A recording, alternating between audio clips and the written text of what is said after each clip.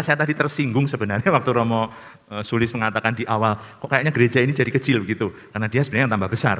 Saya dulu juga begitu, rinduan saya waktu jadi putra altar di paroki Katedral Nusari maupun di Muntilan, karena saya terus pindah paroki sampai terus masuk ke seminari, adalah menjadi putra altar yang bisa pegang wiruk, dupa. Tapi karena saya kecil badannya, jadi saya tidak bisa pegang wiruk. Sampai akhirnya jadi diakon oleh Bapak Uskup Martinus Dogma Situmorang, Uskup Padang, diajak keliling di pedalaman Mentawai di sana. Saya memberkati gereja karena Bapak Uskup waktu itu sakit kakinya, lalu tidak bisa jalan. Saya harus teruskan pemberkatan gereja. Pada saat itu saya pegang wiruk. Makanya betul-betul bangga saya. Waktu itu saking khidmatnya itu sampai ada yang mengatakan, kamu nanti jadi uskup Simatalu, itu daerah Mentawai. Kalau kenyataan terjadi saya tidak tahu bahwa ternyata sudah dibilang begitu dulu. Bapak Uskup almarhum Monsignor Martinus Situmorang yang tahun ini 3 tahun meninggalnya. Nah, waktu bulan April yang lalu sebelum Paskah saya sempat berkunjung ke daerah itu, saya temukan gerejanya.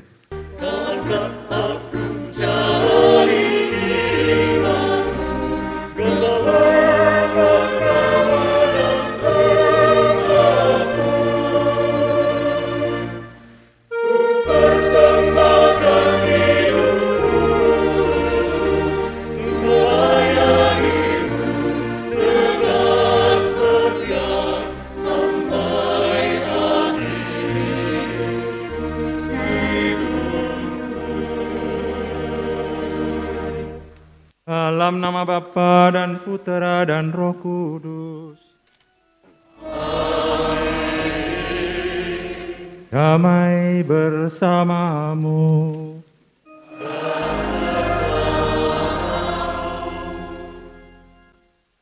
Para pastor, Bapak Ibu, saudara-saudari, para suster yang terkasih, selamat sore.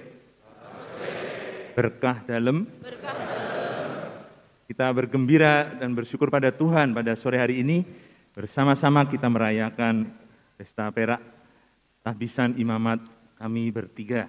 Kami bersyukur betul karena bisa merayakannya bersama-sama atas kesehatan dan kehidupan yang diberikan Tuhan, yang kami bisa persembahkan pada Tuhan sebagai pengantin-pengantin gereja.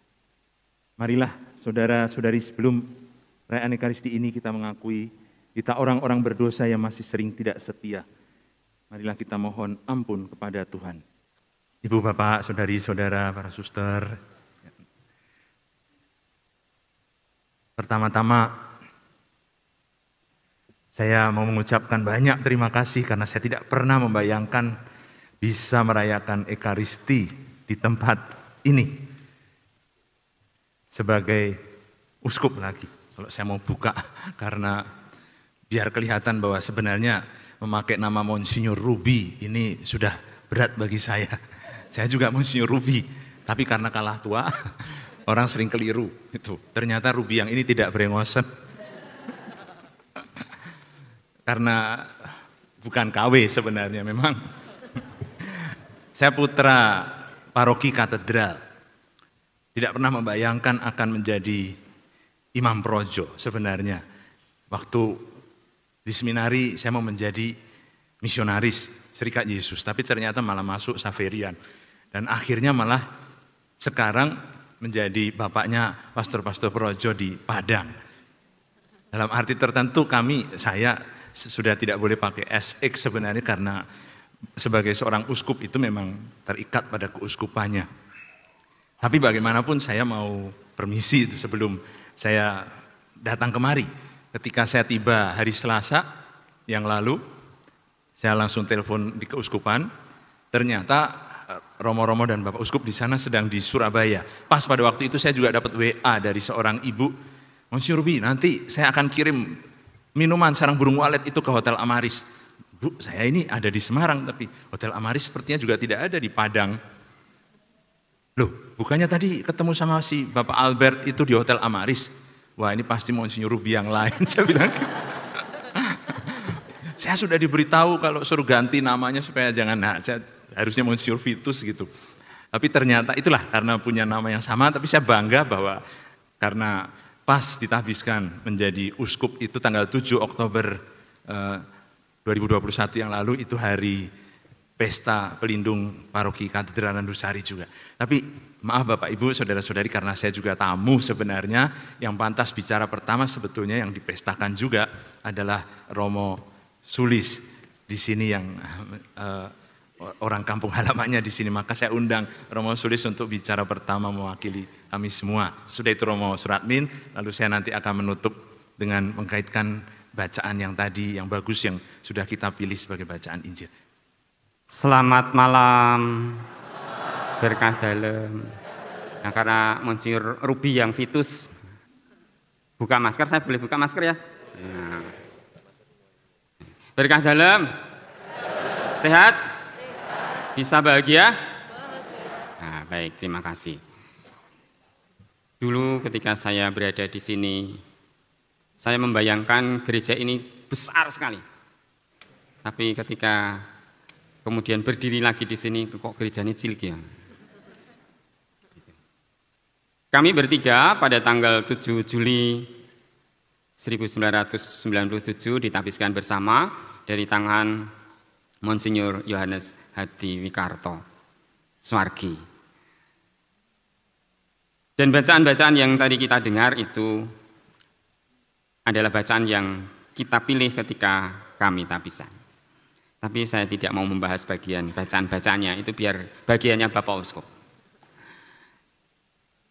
Saya juga sebenarnya kalau ditanya kok iso nganti selawit tahun iki piye to? Ya ora mudeng. Tapi bagi saya yang penting dialami wae. Mbok dina suwe-suwe nganti selawit tahun. Dan saya mundeli selawit tahun itu dengan sebuah lagu yang sangat saya senangi. 3 lagu yang dinyanyikan dalam perayaan Ekaristi ini, 3 lagu yang saya tulis sebagai refleksi imamat saya. Tapi ada lagu yang lebih saya sukai. Nggak tahu siapa penciptanya, tetapi lagu itu saya senang dan di mana-mana saya nyanyikan. Lagunya begini. Sego-sego liwet, sego-sego liwet, diciduk nganggo irus, diciduk nganggo irus. Sopo pengen slamet, sopo pengen slamet, ayo nderek Sang Kristus, ayo nderek Sang Kristus. Amin. Nah, kita nyanyi. Sego-sego liwet, sego-sego liwet, diciduk nganggo irus, diciduk nganggo irus. Sopo pengen slamet, sopo pengen slamet, ayo nderek Sang Kristus, ayo nderek Sang Kristus. Nah, kok ora semangat? Jarene pengen selamat, jarene pengen nderek Sang Kristus ben selamat, Mas rodok seru ben rodok semangat. Nyanyi bareng yang semangat karena pengen selamat nggih. Sego-sego liwet, sego-sego liwet, diciduk nganggo irus, diciduk nganggo irus. Sapa pengen slamet, sapa pengen slamet, ayo nderek Sang Kristus, ayo nderek Sang Kristus. Lagu itu memotivasi saya. Meskipun sebenarnya saya itu tidak pernah berpikir pengen jadi Romo janjani. Sejak kecil saya itu pengennya jadi dokter. Karena bagi saya jadi dokter ki uripe mulya. Begitu ya, tadi ada dokter Lexi, dokter Dwi. Saya merasa wah jadi dokter we penak, uripe mulya. Bapak bekerja sebagai TU Leonardo, SM Leonardo. Ora ono apa-apane. Dan harus membiayai 5 anak yang kabeh butuh ragat. Itu enggak mungkin kalau jadi guru apalagi TU. Sehingga tidak pernah terbersit dalam pikiran saya pengen jadi Romo, itu enggak pernah. Sampai pada suatu hari ketika saya jadi mesdinar di sakristinya di belakang ini. Pada waktu itu Romonya Romo Swargi Mikael Sigito. Salib di sakristi itu lengannya patah. Kemudian saya matur pada Romo kita, Romo, astanipun Gusti tugel. Romo kita hanya memandang kemudian berkata, ya wis, kowe wae sing genteni. Nah, piye iki? Maksude apa ya ora mudeng. Dan kata-kata itu tidak bergema dalam diri saya, karena waktu itu saya rasa belum SMP saya. Tidak ada pengaruhnya sama sekali. Dan saya masih pengen jadi dokter sampai saya SMA. Sehingga saya baru masuk seminari itu sesudah lepas SMA. Dan salah satu orang yang memotivasi saya menjadi dokter itu seorang bernama Anita. Karena beliau waktu itu sakit dan divonis akan meninggal muda. Dan itu membuat saya semakin bersemangat jadi dokter. Ternyata akhirnya meninggal. Di saat meninggalnya Mbak Anita ini kemudian membuat saya bertanya begini, oh ternyata dokter ora iso apa-apa ya. Akhirnya mati ternyata. Dalam kegalauan itu kemudian ada pengumuman masuk seminari. Maka kemudian saya daftar. Mungkin waktu itu hanya untuk mergo bingung. Jadi dokter ternyata tidak menyelesaikan apa-apa. Pada waktu itu Romo Hari yang sekarang duduk yang di paling kanan ini, beliau ngasto di paroki ini. Dulu disebut dengan Romo Joyo Sasmito atau Romo Gepeng atau kalau di seminari dipanggil dengan Romo Hunter. Terus apalagi julukannya Romo di sini ya? Ada banyak julukannya beliau itu. Kemudian waktu itu oleh Romo Marti saya diminta untuk wawancara dengan Romo Hari karena sekarang ketika kondur menggunakan nama KTP-nya lagi. Saya harus wawancara dengan Romo Hari, waktu itu Romo Joyo dipanggilnya untuk mendapatkan rekomendasi masuk seminari. Dan saya nggak mau. Saya hanya berkata pada Romo Joyo waktu itu, Romo kan sudah kenal keluarga saya, Romo mau tanya apa lagi? Enggak tahu akhirnya apa yang ditulis Romo Joyo, dilalah kok saya ketompo. Tidak dalam rencana saya untuk diterima. Hanya sekedar pengen nyoba kaya kanca-kancane nyoba. Sudah akhirnya keterima dan kemudian ketika sudah diterima, saya terus pergi jalan-jalan. Padahal harus ngurus tes kesehatan dan macam-macam. Saya pergi ke Jakarta, saya pergi ke Bogor, ke rumahnya Mas Iwan yang hari ini hadir.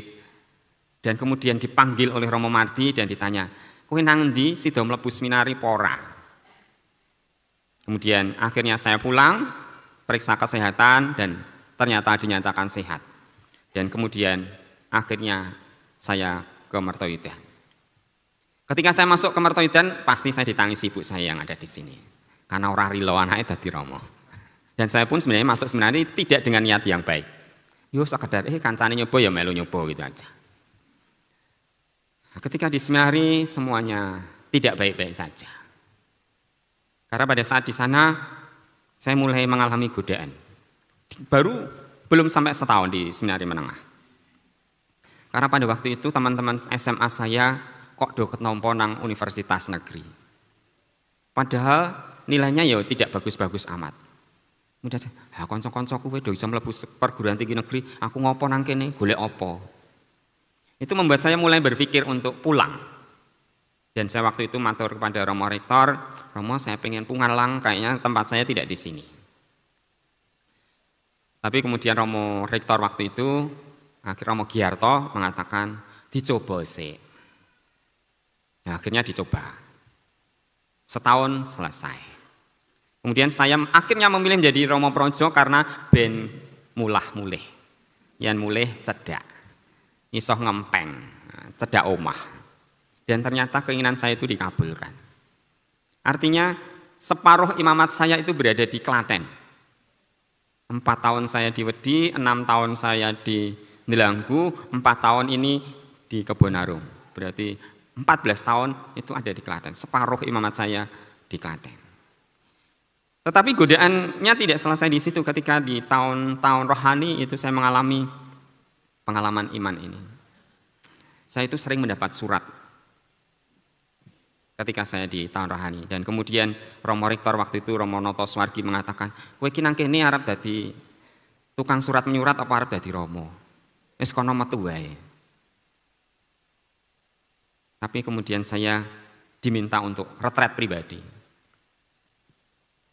Akhirnya Romo Noto membiarkan saya terus. Ketika teman-teman waktu itu ada 4 orang bareng-bareng diusir oleh Romo Noto untuk keluar dari seminari, saya pun kemudian melu pengen metu. Dan saya waktu itu matur pada Romo Noto, Romo, saya kok kayaknya pengen pulang saja bersama teman-teman itu. Dan kemudian saya ditanya, alasanmu apa? Saya disuruh retret lagi.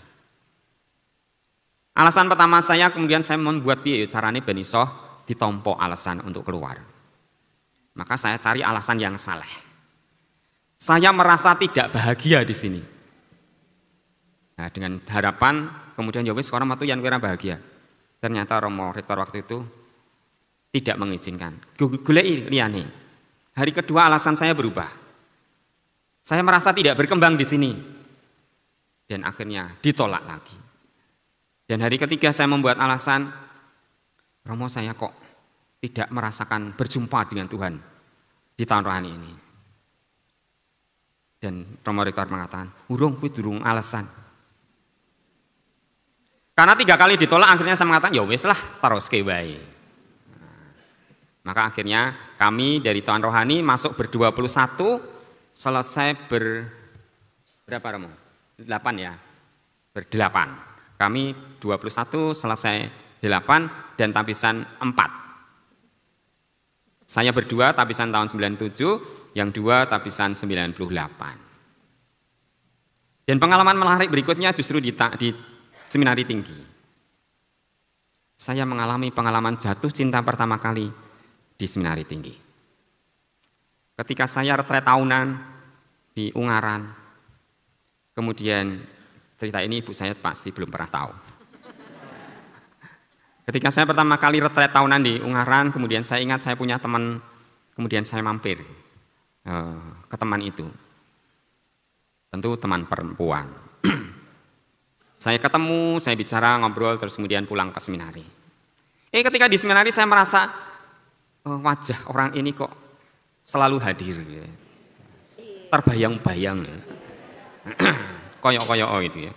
Jadi ketika sinau kok yo sing metu gambare wong iki dan seterusnya. Dan itu saya merasa wah ini ono apa ini. Kemudian saya cerita pada teman yang namanya Frater Ari. Frater Ari itu dulu calon imam untuk Keuskupan Purwokerto. Tidak ada yang tabisan.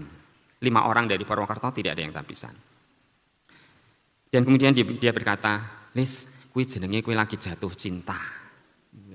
Oh, ngene iki tok jatuh cinta. Kemudian saya bertanya pada Romo Anton Bakar waktu itu, pembimbing rohani saya. Romo, saya kok punya pengalaman ini ya, saya pulang dari retret, kemudian saya ketemu dengan seorang teman dan kok saya selalu ingat sama dia. Romo Anton waktu itu, Romo Anton Bakar mengatakan, ya wis, sana masuk kamar, barang-barangmu dikemasi, matur Romo Rektor, kamu pulang. Kemudian saya bertanya, Romo, saya itu tidak dalam rangka pengen pulang, saya dalam rangka cerita, saya punya pengalaman ini, baiknya bagaimana? Baiknya kamu pulang. Dan kemudian saya matur ke Romo Rektor dan Romo Rektor tidak mengizinkan saya pulang. Akhirnya saya tabisan. Itu berkat orang-orang baik. Yang ketika saya jatuh, ketika saya mengalami kesulitan dalam panggilan saya, ternyata Tuhan mengutus orang-orang baik, termasuk para formator saya, termasuk Romo Radmin, Romo Monsinyur Ruby, yang kemudian menjadi teman perjalanan imamat saya hingga hari ini. Tentu saja juga ada beberapa suster yang juga sangat berpengaruh dalam imamat saya.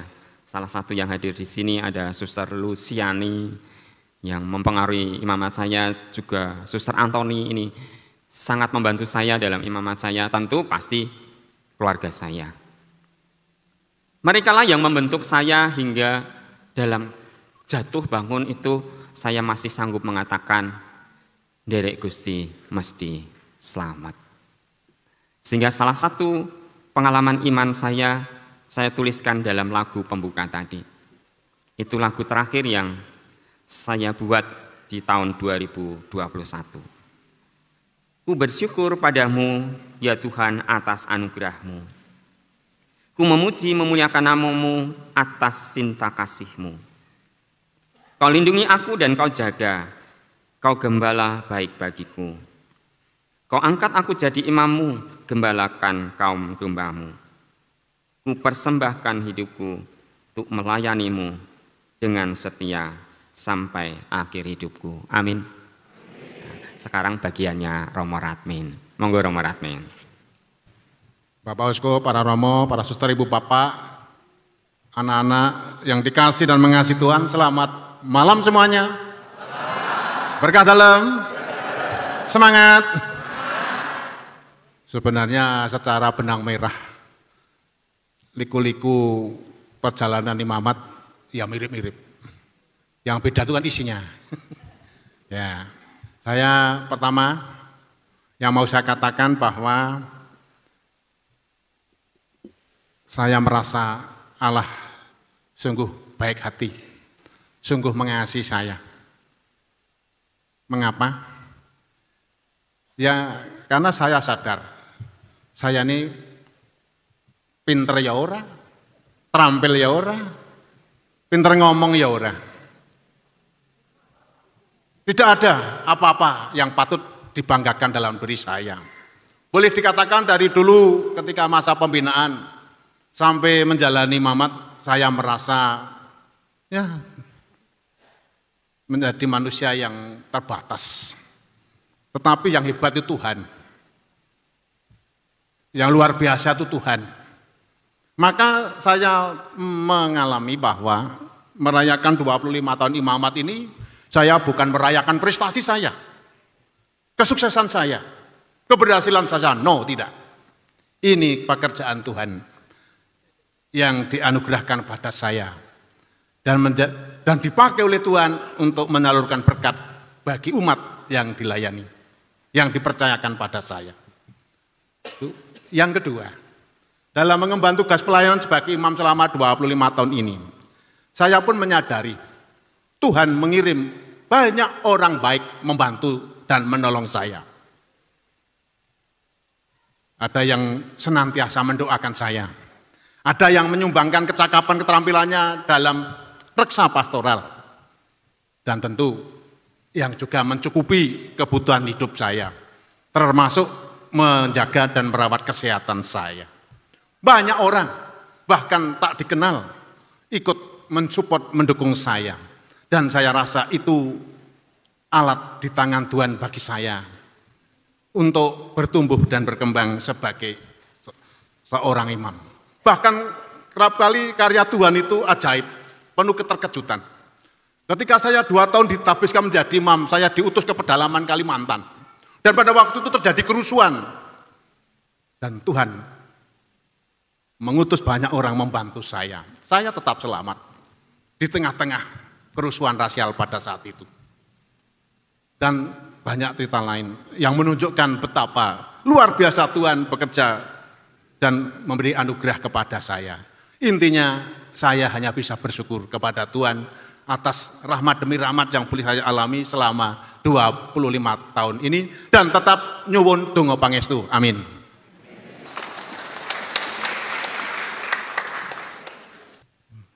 Ya, terima kasih Romo Radmin yang memang dari dulu begitu, singkat, padat, jelas.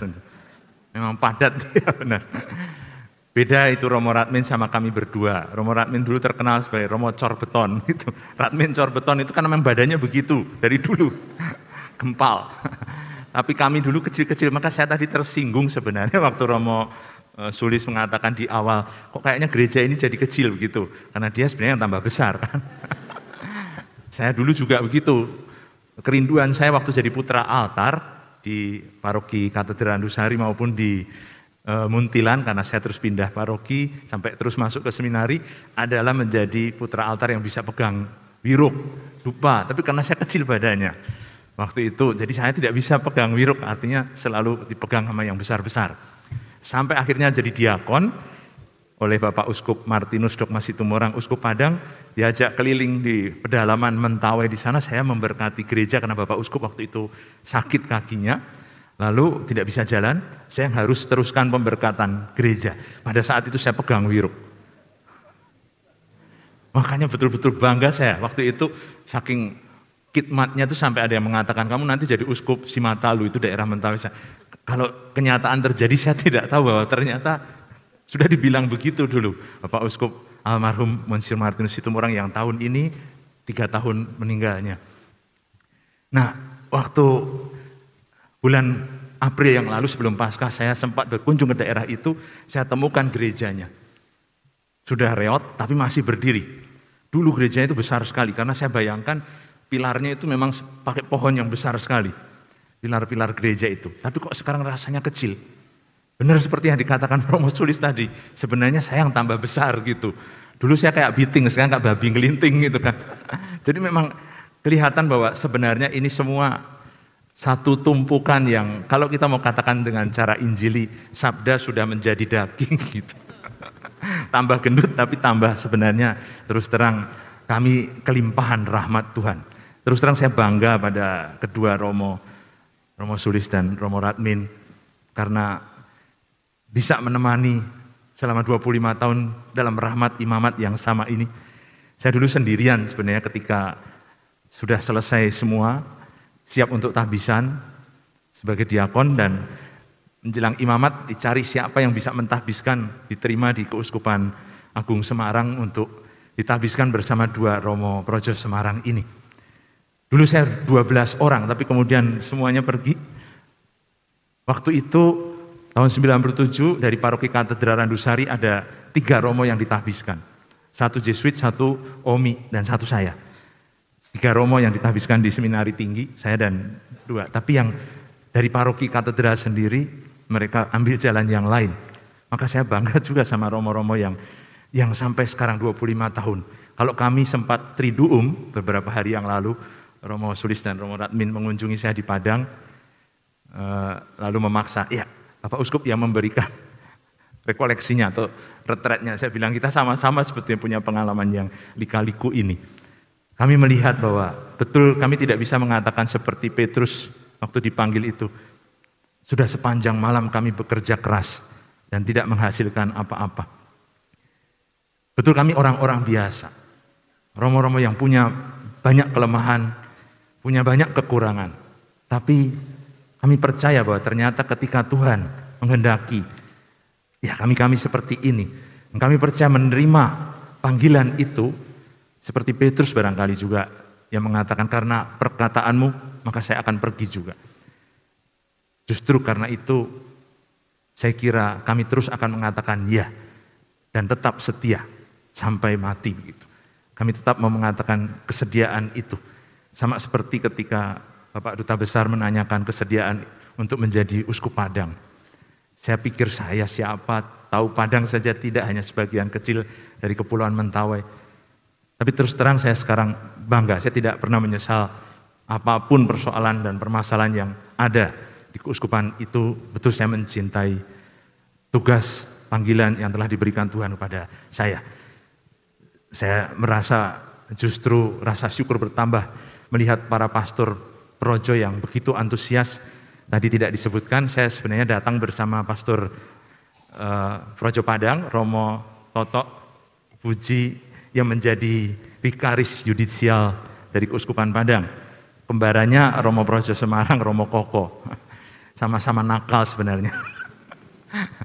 Tapi ya tetap senior saya. Jadi Romo Toto terima kasih bisa ikut dalam pesta ini. Kami merasa justru inilah rupanya jarak tidak lagi membatasi Padang dan Semarang, rupanya menjadi sesuatu yang dekat sekali.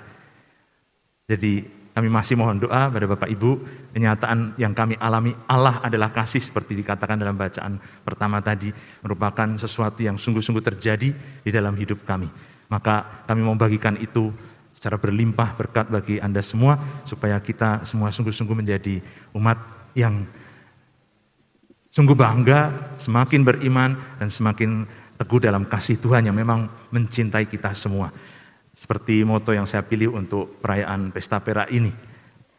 Allah, betul saya tahu bahwa Allah mengerjakan segala sesuatu yang baik untuk mereka yang mengasihi Dia. Dan benar, kalau kita membuat sesuatu dengan sungguh-sungguh, dengan pikiran yang positif, Allah akan memberikan, menyempurnakan, bahkan menyediakan segala-galanya. Tuhan memberkati kita semua. Amin. Agunglah misteri iman kita.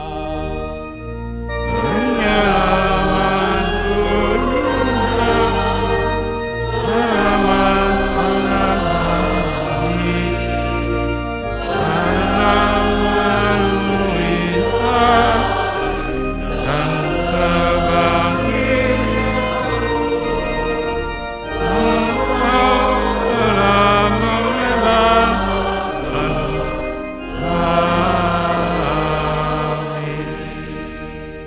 rasa sukacita dan rasa bahagia akan lebih membahagiakan apabila rasa ini berbagi kepada sesama dan kepada orang lain.